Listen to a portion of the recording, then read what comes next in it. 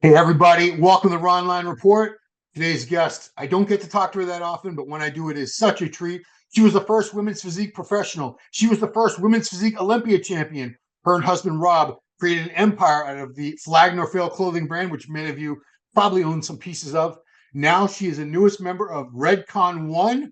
Please welcome all the way from some gorgeous house in Montana or something, Dana Linn Yeah. Bailey, aka DLB. What's up, Dana? Yeah. What is up? Yeah, my living room. Yeah. Yeah, Very this is Montana wow. here. Look at that. A lot of wood. Yeah, a lot of wood. Oh, So I'm going to start way back at the beginning. I'm sure I've asked you this in past interviews, but you were the first women's physique Olympia champ. You were the standard bearer of that division, but you didn't stick in it that long. You won the Olympia. You came back the next year and you got second to Juliana Malacarne, who she ended up winning it 4 times in a row.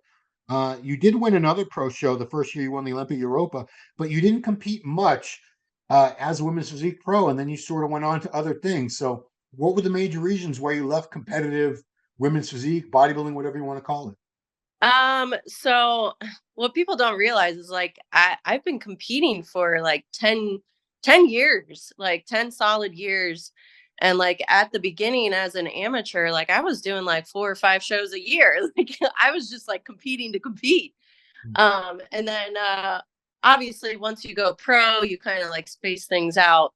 But like yeah, won the first Olympia, won got second at the second Olympia. And I tell people this all the time. Getting second place was probably like one of the best things that ever happened. I mean, it sounds weird, obviously. I love winning. Being first was awesome. Like it was really cool. Um, but there was so much like pressure that like unneeded pressure, I think, that I put on myself. And then when I got second, I will say I looked better the second year. I'm just saying. I did look better. I looked better the second year and got second, but that's fine. But afterwards, I thought everything was like over. I thought my whole world was going to fall apart. I thought, I know, and it's still like second place. I just thought, like, oh, okay, everyone's going to go follow that person now. I thought everything revolved around being on stage and like winning. I thought that's where like everything came from. And I went back and like Rob and I had like a pretty like because we both were like, okay, now what? Like what do we do now? Like you're second place. Like that's weird. And we went back and there was like a 5 hour long line and no one gave a fuck. Like, they, and I think that was like a really great thing to realize is like, it does people weren't there because I was first place. They were there long before that. And I had it in my head and I obviously like it was no one it was just all in my head and it was a great thing to realize. It's like people really enjoyed watching me up there and watching me compete and following my story and following my journey through YouTube.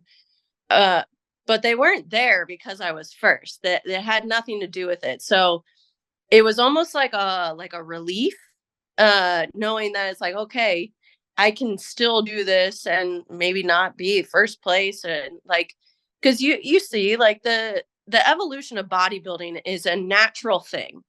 No matter what, like I watch every single year, I get better and better and better and better. And like, and I can only get to a certain point, which we'll talk about later, obviously. But every that's just the natural evolution of bodybuilding. It just gets a little crazier, it gets bigger, it gets harder, it gets grainier. And so I ended up and I competed at the Arnold, got second again, and to Juliana, like she's amazing. She looks great. Um After that, Robin Rob sort of like sat me down. I feel like him and Drew, which is his brother, sort of had like a meeting because a lot of people don't talk about like, you know, bodybuilding changes you. It changes you for good, but it also does things where like I don't have like an eating disorder, but it can make you think about food differently. It makes you think about training a little bit differently. And I've been doing this for 10 years. So I was just like this robot that was just like, all I care about is the gym and eating good. And so we would go on vacation and I'd be like, okay, I got to get to the gym. It's like, well, Dana, you have to live, you can't just revolve your whole life around this. And I think he saw, he's like, like I want to have a wife. Like I want my wife back. Like I Mm. want to be able to go to dinner with you and then you not have to feel like you have to get on a stair mill afterwards. Like, Mm. and I think I had a very strong head on my shoulders and I never did anything weird. I never like my diet was actually very, very healthy. I did everything super healthy, but like there was like a little bit of crazy. So he's like, let's just take a break and see what happens. So it was only going to be like a year. And then the next year came around and I just like couldn't get my head back in it.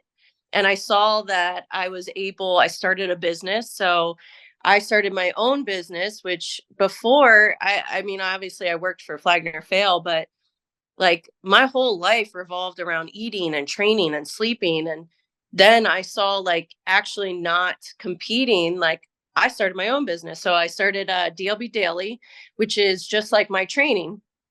And I give out every single week new workouts. We're doing different programs. We got dumbbell only, we got body weight only.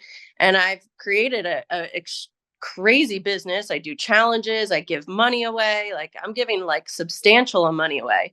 And I'm able to like change people's lives by not engulfing my life just to compete as a competitor. So it ended up that year turned into another year and another year and another year. And, in 3 years, I was already sort of like, there was no way I could go back to that, honestly, because the division has changed so much within that time. So it was supposed to be a break and it turned into just, here we are 10 years later. But I'm in the best shape of my life. I'm so healthy. I'm so happy. And I feel very fortunate that, I did take that break. And I actually, I used the stage. I think what people don't realize is like the stage isn't where you make your money. That's just the platform. So I'm very grateful to the IFBB to give us a platform to like show ourselves, but it's what you do off stage is what you're going to do for the future.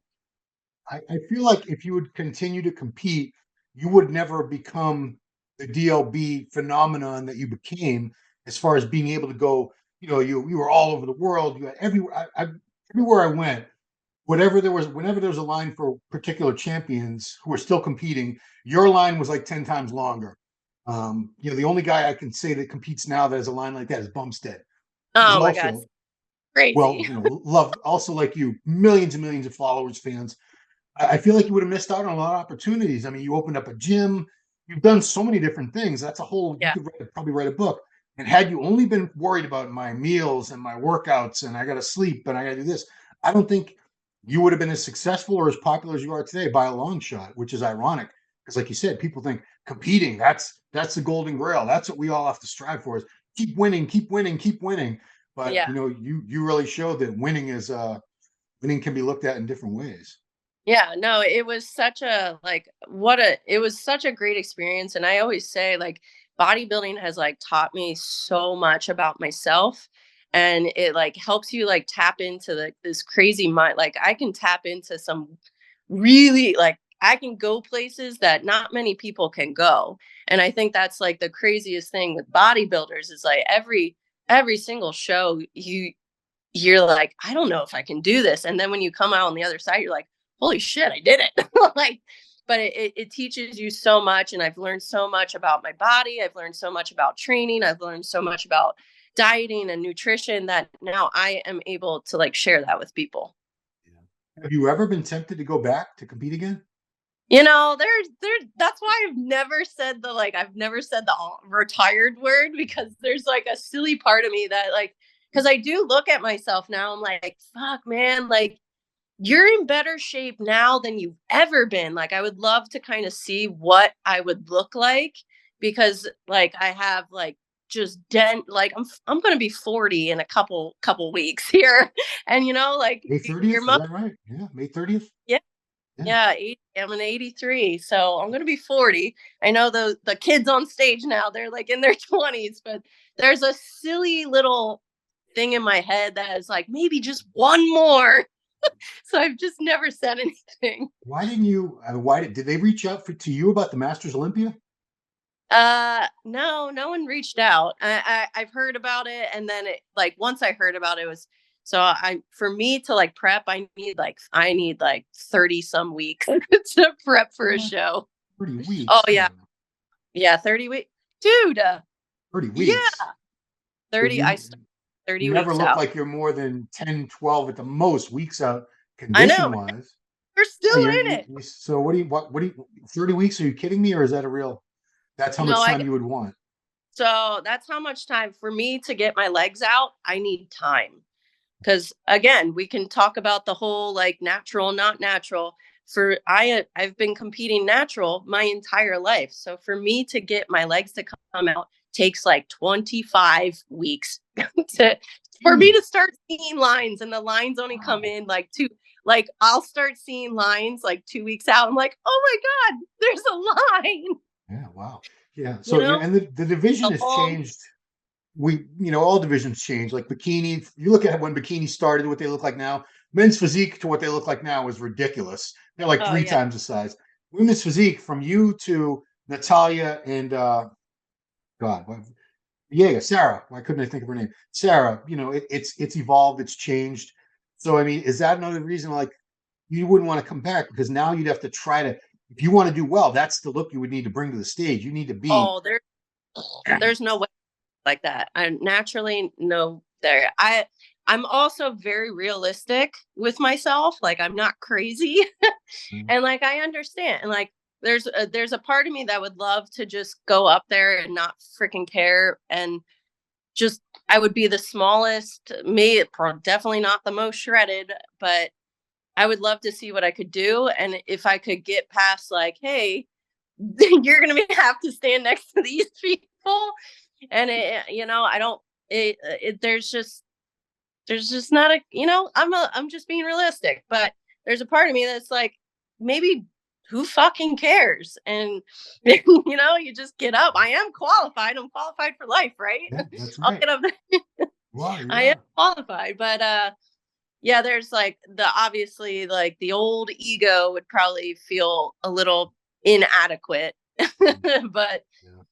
But, you can also look at it as, does it make sense for me to get in to work all that work to be in great shape one day, or could I be in really good shape every day, like you do? Just you maintain a low body fat, you train hard, you eat right. It's kind of that competitive bodybuilder towards a recreational bodybuilder argument, where you've made it a lifestyle. You haven't competed in 9 years now, but you look like a competitor. You look like somebody who would belong on stage.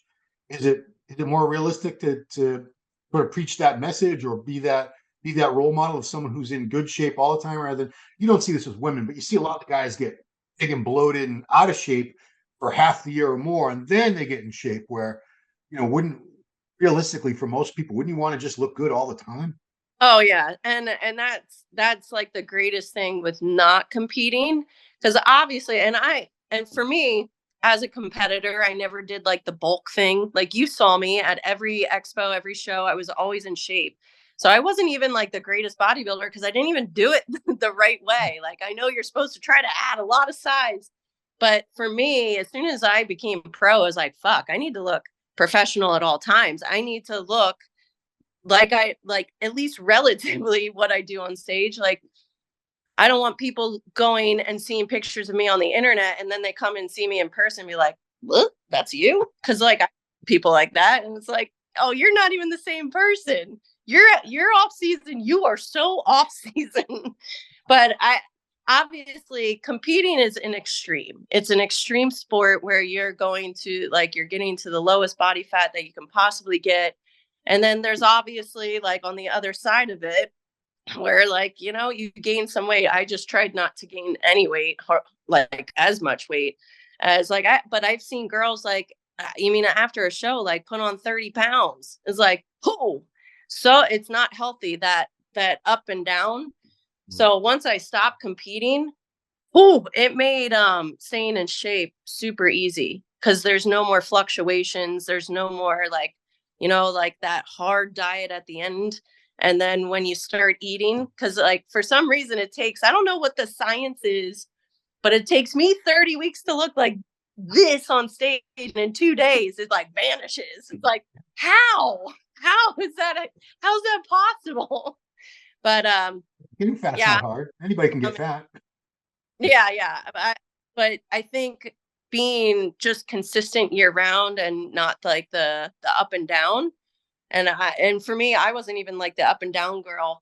But I see it in other competitors where like, they have a pretty off season and then they get shredded.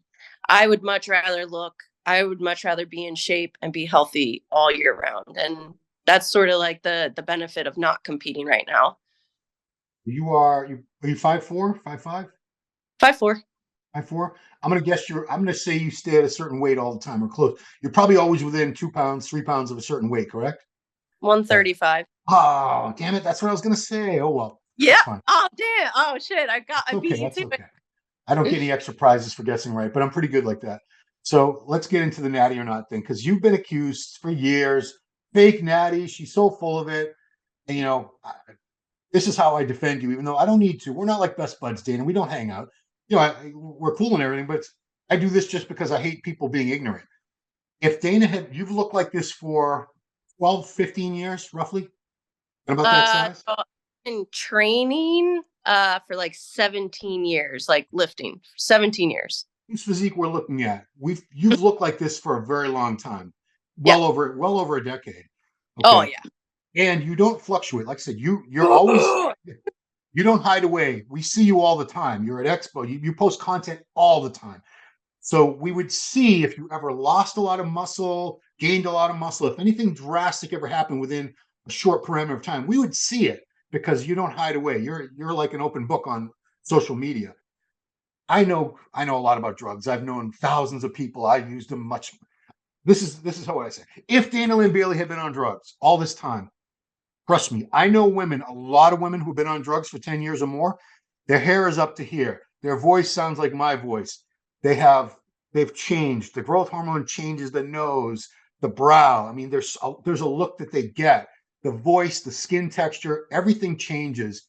I don't see that in you. And if I thought you were on, I would just avoid it. I wouldn't even bring this up to you. If I thought Dana's a liar, Dana's fake natty, I wouldn't have even brought this whole subject up because I would just avoid it because I don't like putting people on the spot like that. But does it annoy you? Does it amuse you? Because this has been going on for years. You've been getting this.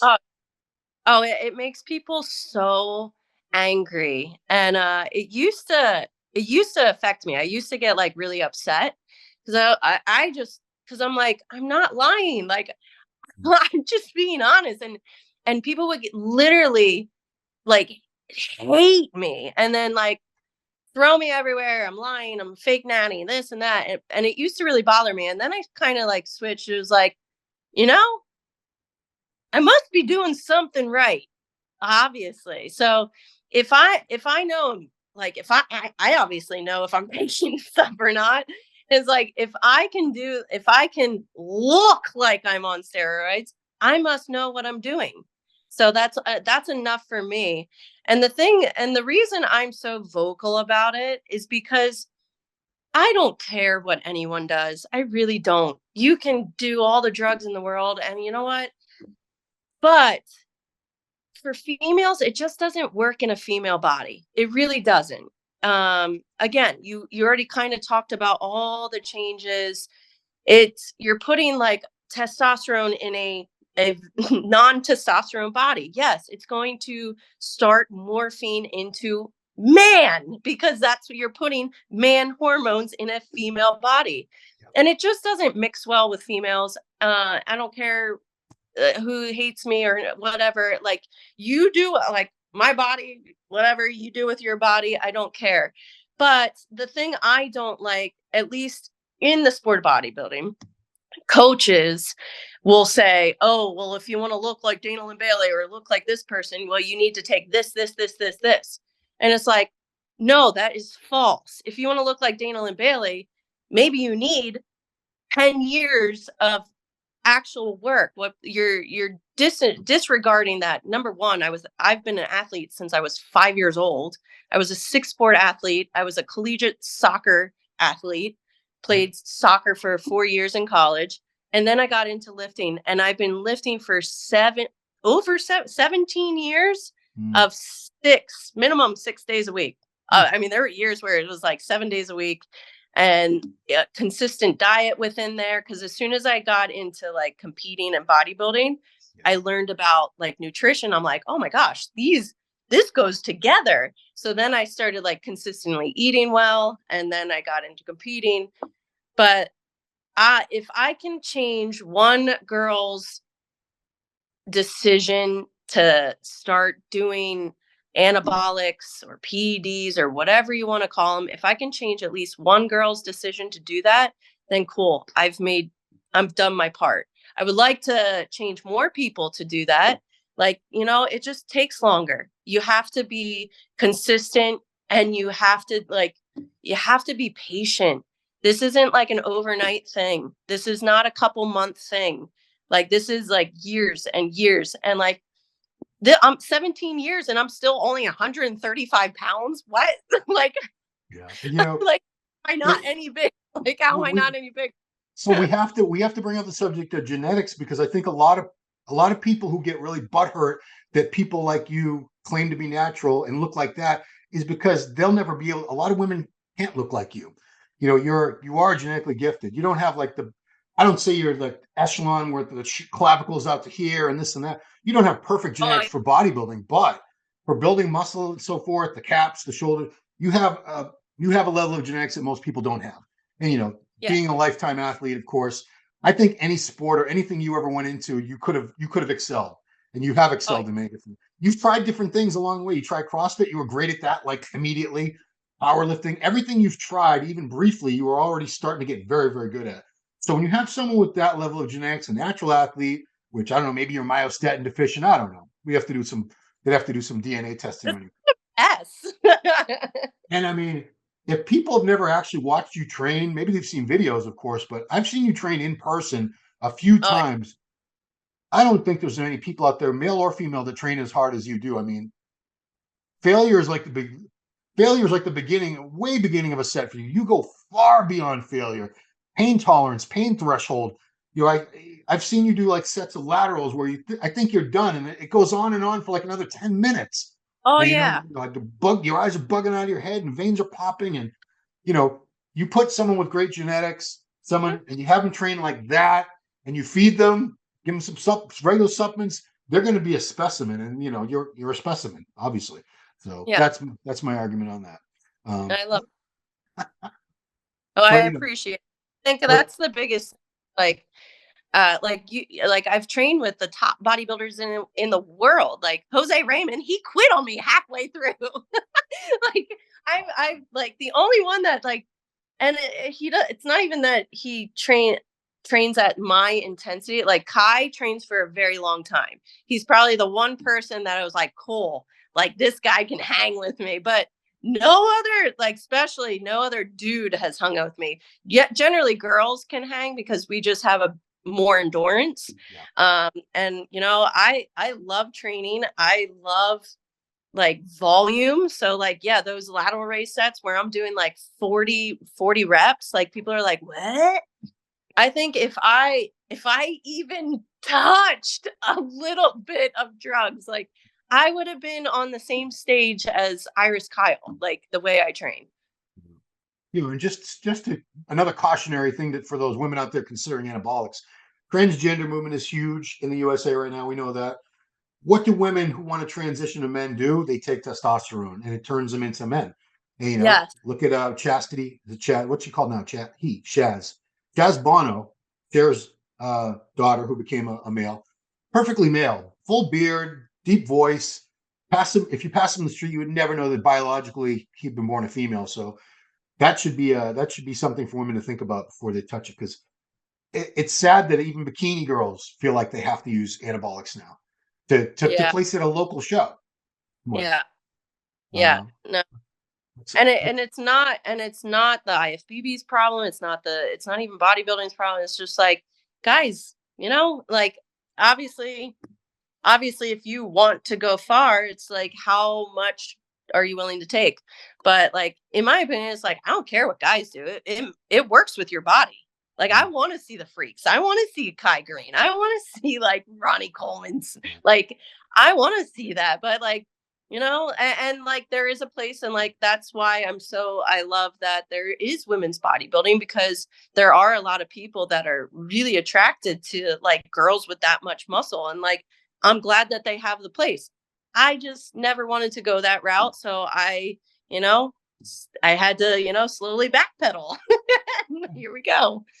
I'm curious, I should keep up on your training better, but do you still train pretty much the way you used to, or Oh yeah. I've seen you do like I said, you were doing powerlifting type stuff for a while. You're doing CrossFit for a while. Who's the one you trained with? Who's the one you trained with Brooke. in the videos? Was it no in the she was a CrossFit star. She was like one of the top women at the Yeah, games. and she's my best friend. Did you train with Miranda too? Miranda Oldroyd? Oh, Miranda. Yeah, Yeah. Miranda was the first girl that I trained with, and she sort of like got me into CrossFit and then started doing it. Funny story is, so I still like, for me, like CrossFit's great. Like there's a lot of moves that I just don't do because I've never really got into Olympic lifting. And there's like part of me that doesn't want to do Olympic lifting really fast. And it's just, I want to keep my joints. Bodybuilding's Oh, super safe, yeah. and like the pull-ups and stuff. But I actually joined a CrossFit gym here. I had one of my employees was joining, but she like wasn't going. So I thought, okay, if I go, then you have to go. So I joined, and it was going to just be for like cardio for me. And the first day of CrossFit, I got rhabdo. Rhabdomyolysis. Yeah. Yeah. They kind of joke about it. The Well, first day, I got rhabdo. doesn't surprise me. I mean, it's rhabdomyolysis is like super serious muscle damage, and you go into like kidney failure because there's so much waste products from the muscle breakdown going into through your kidneys. Yeah, you were hospital. Weren't you in the hospital for a couple Yeah. days? So normally it affects your kidneys, and like the huge sign is like your pee is like brown, and it's Mhm. like, oh, that's obvious. I have rhabdo. Let's go to the hospital. So it didn't affect my kidneys. It affected my liver. So Oh I was in like liver fail. Like my liver wasn't gosh. functioning at all. Like and I the funny thing is it happened Monday. So it was on the GHD sit-ups. So like the whole back bend all the way up. So no one told me like, hey, if you don't do these a lot, like you shouldn't do more than 10 per round. We were doing 2-minute bouts. I was doing like 40 at a time. So I got done. I was like, holy shit. Like I could barely like walk the next day. Like I was like kind of hunched over. I was like, holy shit, that was a good workout. I'm gonna write that down and do it again. No. I went back to CrossFit. I was training Muay Thai at the time. I was still like bodybuilding. I went back to CrossFit like on Wednesday, suffered through that workout, ended up and left early. And I didn't go to Muay Thai on Thursday because I couldn't like move. And it's weird because I didn't realize something was wrong until like day 3 or 4. I started to like swell, and I all this water started like pulling to like my abdomen because I broke down so much muscle in my abdomen. So I remember calling Brooke. I'm like, hey Brooke, like I don't know what I did this CrossFit workout and something happened and I'm not okay. Like I would literally jump and my belly would jiggle like Santa Claus. It was crazy. And she was like, go to the toilet right now and like send me a picture. So I peed and it was normal. She's like, honestly, I was like, it surprised me that your pee's normal, but I think you have rhabdo. Like, go get your blood work done. So finally, like, got in to see my doctor. They took blood, and then like another day went by, and then finally results came back. So we're like 5 days later. So I can only imagine what my CK levels were at, but they were at like 40,000 something, and they're only supposed to be like 300. I don't know but it Hmm. was like 15 times what it should have been, and that was like day 5.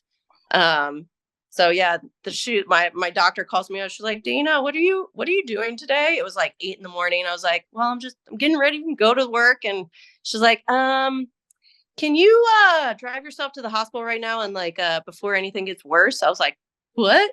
And I actually had a dream the night before, like that night, and I woke up and I was crying. Rob was like, what's wrong? I was like, I had this terrible dream that I was dying. And he was like, oh, whoa. And then my doctor called right after that and told me to like before.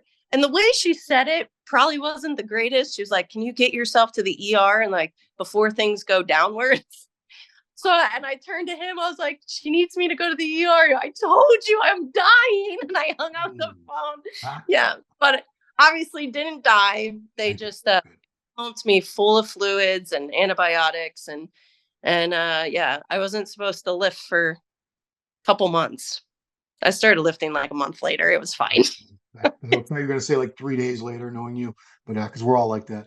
So let's switch gears because the big news, I think it just dropped a couple weeks ago that you are now the newest Redcon1 athlete, which is great because they don't have, Kai Green was their only real big athlete, competitor or superstar that we knew. I was like, man, Aaron needs to get some more people on board. And when I saw you on the Instagram, I was like, good idea, Aaron. And I also thought, what took so long? Because I they did know. the grand opening for the Nashville Redcon1 gym. It's been a couple of years now, right? I feel Yeah, like it's been a couple of years, and you were there. And I know you and Rob's like best friends with Aaron. They traipse around yeah. Europe and everything together. So how did it come about? Because I would have actually thought this would have happened a couple of years ago at least. We keep saying it's like we should have did this a long time ago. So we started our own supplement line. This was back like when he had Blackstone, and we started our own supplement line, and he was actually a part of it. He helped us out at the beginning, and and then a couple years later, I actually bought him out, so it was solely just Rob and I. So we owned Run Everything for I feel like at least 8 years now, 8 to 10 years. It's been a while, and about 2 years ago, it just felt like we were just doing what everyone else was doing. We had great products, but it was just another supplement brand. So 2 years ago, we decided like, hey, that's like let's do a big rebrand. So we decided to do like a huge rebrand and like kind of like go towards something. So something that I've always been very passionate about is women in sports. And I always felt that, you know, I I'm not like a women's rights thing, but like I always feel like, you know, bodybuilding as it is, fitness as it is, it's a very male dominant sport. When you get into, I remember like me trying to get supplement sponsors, like, like we weren't paid the same. Like even at the Olympia, we're not paid the same.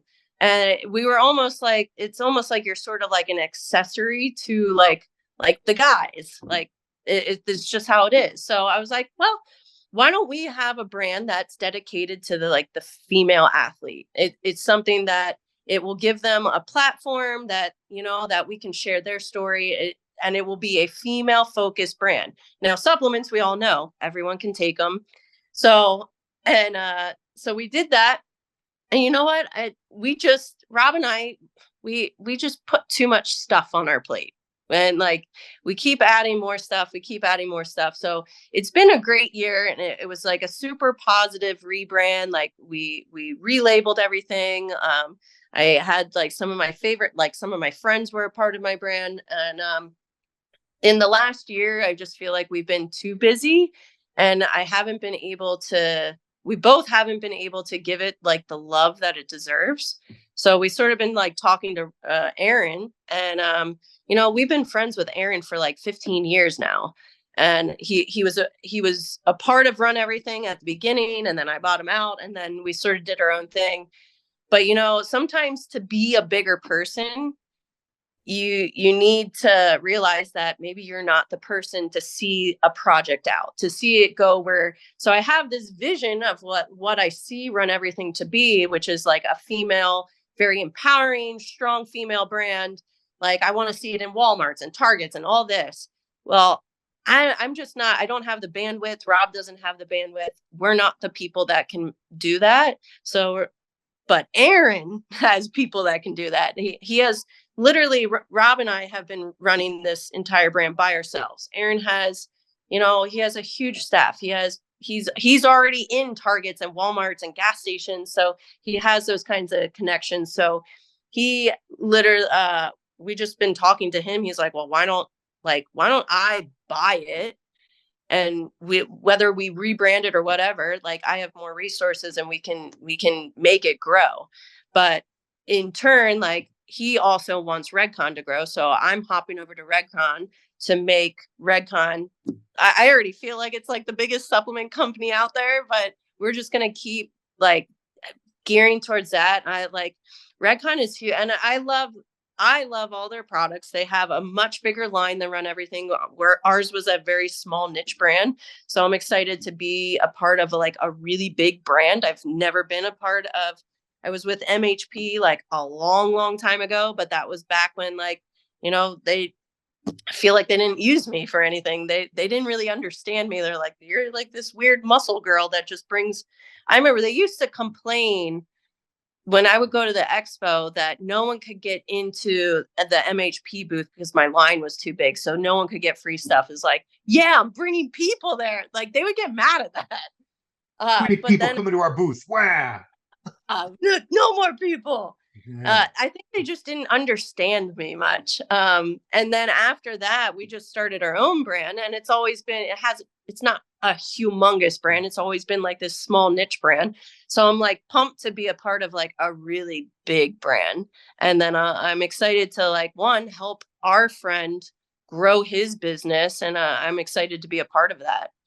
Yeah. I mean, like I said, Redcon had more people under contract years ago, and they sort of dropped a bunch of people, and they kept Kai. And I was saying, man, they need someone other, a big name, someone's got a big following, someone can really help the brand grow more than they've grown quite a bit. They're the fastest growing brand there, but very, very wise decision on Aaron's part. Should have done it a couple of years ago, but it's here now. What are your top 3 Redcon1 products? Favorites? Uh, I love Big Noise because Big Noise is like their pump. I already drink way too much caffeine.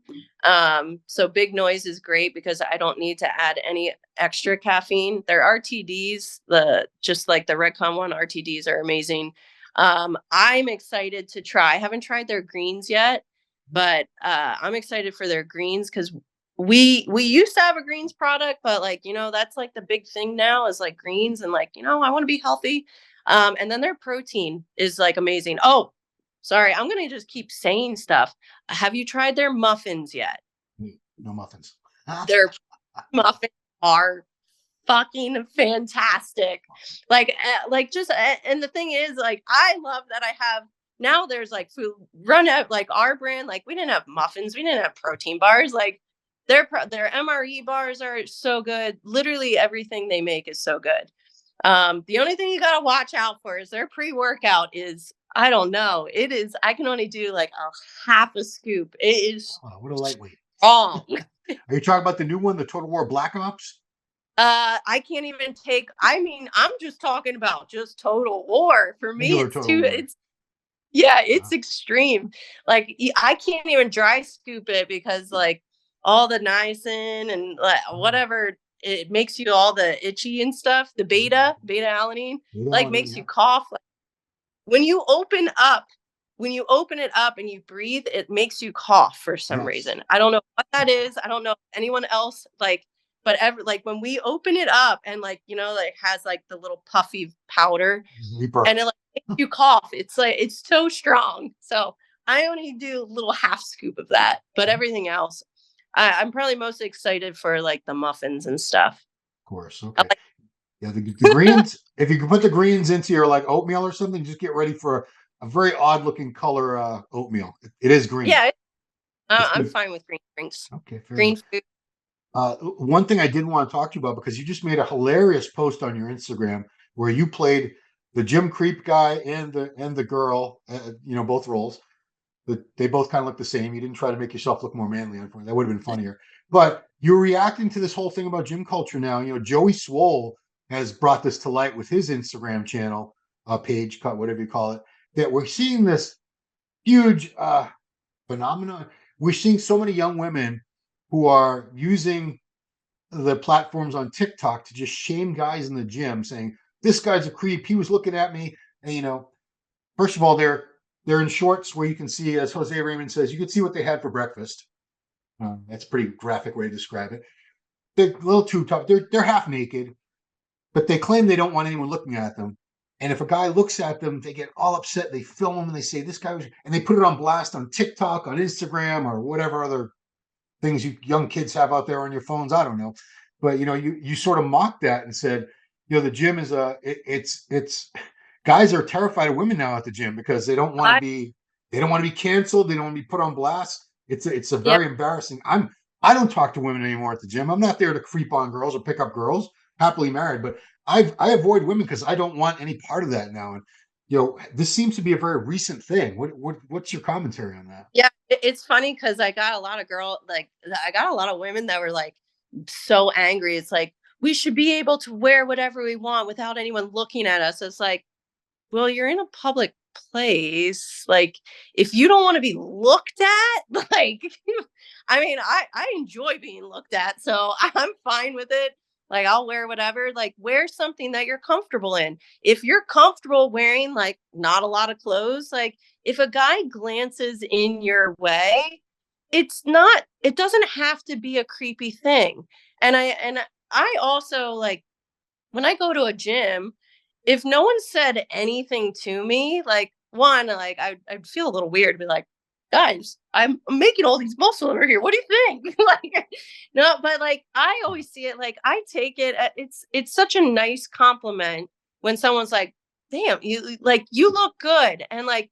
Are they hitting on me? Maybe. Is it that big of a deal? Who cares? Like the way you perceive things, it doesn't always have to be this negative thing.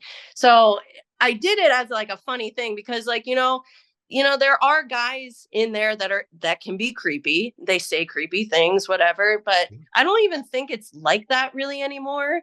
And because before a girl being in the gym back when I started, I was like one of the only girls in there. So like maybe it was a little more creepy and people were like taking videos. Like I don't think people should take photos and videos of you when you're not looking, but that also goes on the girl side. You shouldn't be taking videos and photos of a guy if they happen to be glancing in your way.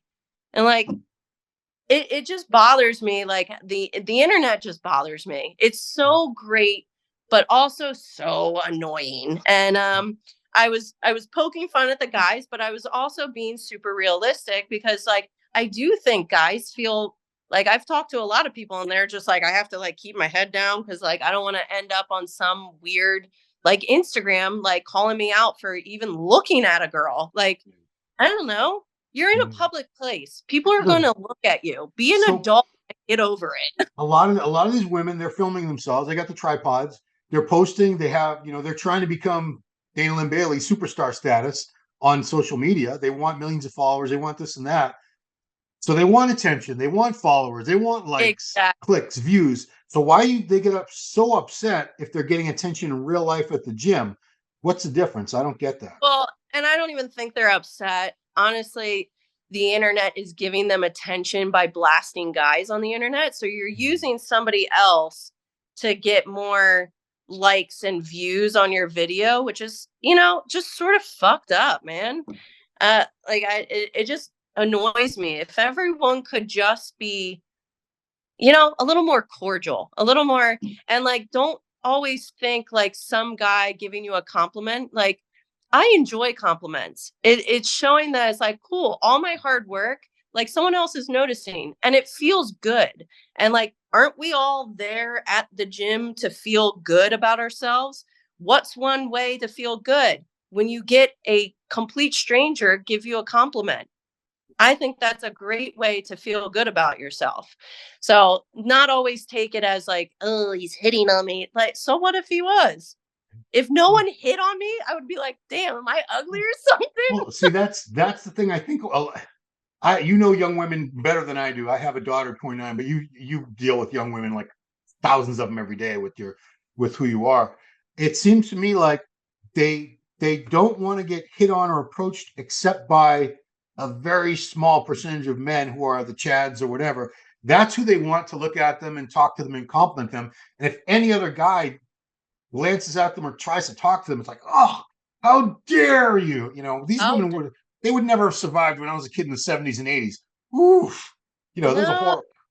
It was a I, totally different era. I think there's just I just feel like people aren't like adults anymore. They can't handle themselves like in just regular old circumstances. Like So it makes guys now it's like, yeah, guys almost feel uncomfortable at the gym because it's like there's this girl in a tube top, but I can't look. I can't. Honestly, I would stare at the girl in the tube top waiting for that fucking thing to fall down. I'd be You know like, what? any minute it's coming down. How If are if you wearing a tube top? if you're a woman and you've built this physique that's exceptional, which is it's rare. You don't see many women who have like a competitive figure or physique type of body in a gym. There's one. I'm just going to use an example. I won't say any details to really put her on blast, but she's won a couple figure shows. She's very genetically gifted. She's a beautiful young lady. Shoulders out to here, back, big V out back, quad sweep. And guys stare at her and she gets really mad. And she's put a lot of them on blast on her Instagram. Look at this creep. He keeps checking me out. Well, of course, guys are visual. It's like when I walk you have pit bulls. When I walk my Yeah. pit bull, a bird, he's going to look at a bird, a squirrel. He can't help it. It's just the way we're wired. It's visual. So of course, I thought you were going to say like when I have a pit bull and when I see other pit bulls on, because I don't oh, know, just like things that like you're attracted to or that you like or that you're like, wow, look at that. You're going to look at. So if you're I mean, you're a spectacle, appreciate it. Like people are just appreciating your body. So putting them on blast, it's just like it's just so nauseating, and I'm like just sick of that like whole gym culture that's like happening on the internet. Thank you, TikTok and whatever else. But just stop. Like who film yourself.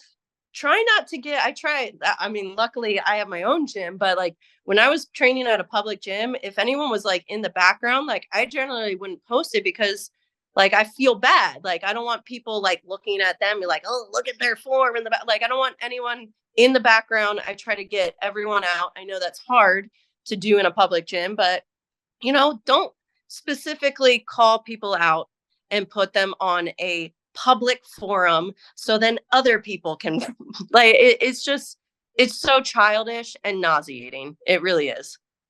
I do want to say to the guys out there, you should not be staring and leering, of course. Yeah.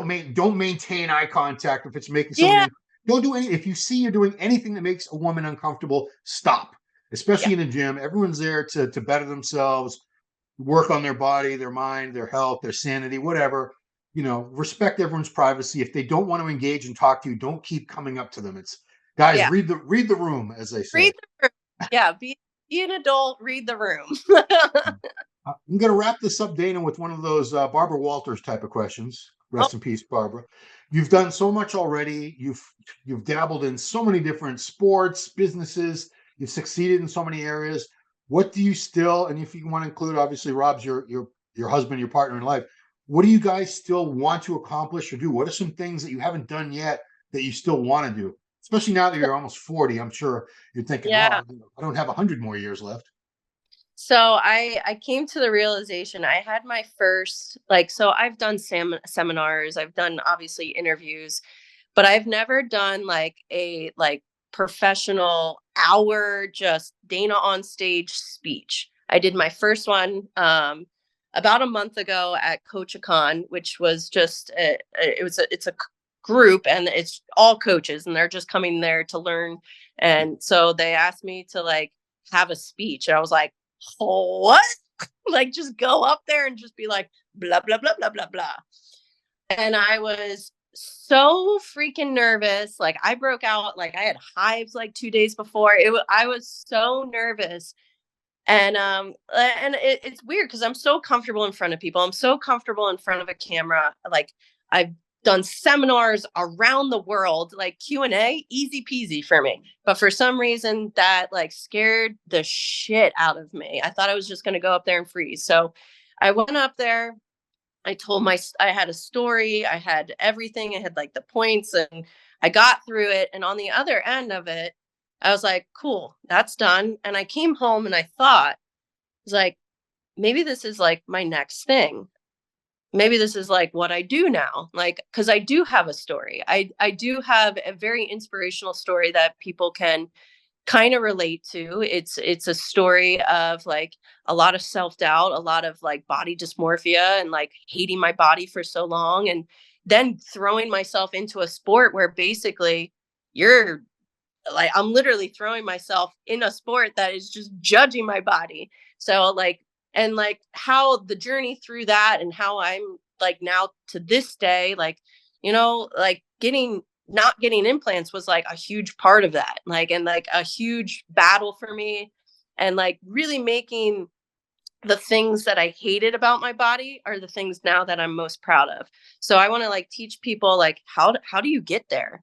And it's through my story and the things I've done. And I think there's a lot of like really great teaching points in there. And I've seen Ed Milet speak a couple times now, and he's so incredibly passionate and he's so good at speaking. And I was like, and he gets paid just to, and he generally does, like his speech will change from here to here, but it's generally the same story.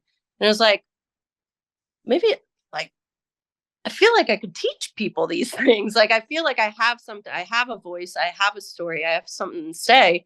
So right now that's like sort of my new journey. I'm actually, after this, I'm meeting with a professional speaking coach. We're gonna go over, yeah, I'm meeting him in an hour to, so that's like the first step, because like I need someone to help. Like I can't just, I went up there, I kind of like just freeballed it. I was just like, I'm just gonna talk and see what happens. And I did it, made it through it. So now how much better can I be if I actually like prepare a little bit more and actually organize my thoughts better? So I'm going to have someone maybe help me with that. And I think that might be the new sort of pathway that I'm on. At the end of this month, I'm on stage again, but I think it's more of a seminar, but on another huge stage. I don't know if you know Hardcore Closer. Uh, yeah, I mean, there's going to be, I don't know, last time we went to it, Rob spoke at it last year. I'm speaking at it this year. I mean, he had like a couple thousands of people there. Like it's in this big thing. So I'll be nervous for that. But I think that's kind of where I'm like going towards. Obviously DLB daily, Flagner fail.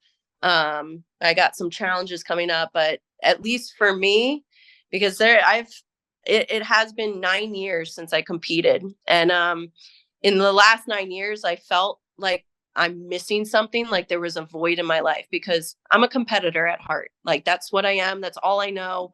And that really did something for me where I just need something for me. Like DLB Daily fills it and I'm like doing stuff for other people, but I need to do something for me where I feel fulfillment. And I feel like I haven't had that in 9 years. And after doing that speech and people coming up to me afterwards, I got that fulfillment that the stage used to give me. I got that again. I was like, okay, let's investigate that a little bit. So that's my new path, new journey. So maybe you'll see me on some bigger. So you'll see me back on a stage, but in a different way. What is TED Talks the biggest thing of that type? The biggest public I don't know. speaking? Is it or like Tony Robbins? I'm not going to be a Tony Robbins. That's not get crazy. Well, I But mean, yeah, I think okay. my goal is just always like, fulfilling to me is like helping people. And it feels really good that at least my journey and what I've done, if I can help people in their journey, it gives me a little bit more fulfillment out of life. So that's my new path that I'm investigating. We'll see what happens from there. Wow, congratulations. That's a whole other venue. That's completely different from everything you've been doing, really. Oh Wow. yeah. And I've seen you do it on a small scale. I've seen so many appearances where, young women especially, they come up to you and they're pouring out their hearts and their life stories, and a lot of them are like crying their eyes out, telling you how much you've inspired them and everything. Now, to be able to do that on a larger scale, to be able to make that kind of an impact on a larger scale, you know, these conventions, then maybe they put the videos up and it gets millions of views. You're going to reach a lot more people, and Mhm. especially young women. I think young people in general are lost today. They always have been, but they need all the help and guidance they can get. I Yeah. think they're extra lost now. So if I can be a little bit of a light in this weird tunnel, Yeah, it's a I crazy want to be world. a part of that light. Oh, well, congratulations with that. Congratulations on the Redcon1 deal. What a great fit. I mean, I actually I kept like waiting. Honestly, like in the back of my head, I was like, when are they going to sign Dana? Like Yeah, it's such a no brainer. Like, why isn't Dana part of Redcon? you Anyway, know, you know, you should have put the little bird in our ear a long time ago. Yeah. Hey, better late than never. And like everything happens for a reason. This was probably God's perfect time for it to happen for whatever reason. So yeah, right on. So I appreciate you taking the time, Dana. Not Dana Linn Bailey. What 10 zillion followers? It's a lot of followers. You guys can be another one. And of course, it's an app, the DLB Daily, Yeah. isn't it? It's an app, so you can find that on the App Store on your phones. DLB Daily. It's through Playbook. So they do all like the back end stuff, which is awesome. So you'll download Playbook, but if you just go to dlbdailyapp.com, it gives you step by step how to get in, and you can train with me every single day. And you still have the Flag No Fail clothing line available for purchase, yeah. Yeah, we got a release tomorrow. I'm excited. You guys are marketing geniuses. How you do the releases, and because people know, oh, if I don't get it now, it's going to be sold out. You know, they're Pretty like, much. I can get it whenever. You know, you got to put No, you pressure on can't. people. You can't. Literally, you can't. So that's it. Thanks, Dana. This is going to be in the magazine too, guys. So that's going to be the future. We'll keep you guys posted on that. Been a long time since we had a DLB cover. It's been too long. Let's get another one going. Those always do very well, as you might imagine. So that's it. Thanks, Dana. Appreciate you taking the time. Thanks everybody for watching. Subscribe to the channel, like the video, share the video, turn the notification bells, and leave some comments. We appreciate it. This has been the Ronline Report with the one and only DLB. Thanks for watching. Hey, did you like that video? Smash that like button, subscribe to MD, and please comment down below. Thanks for watching.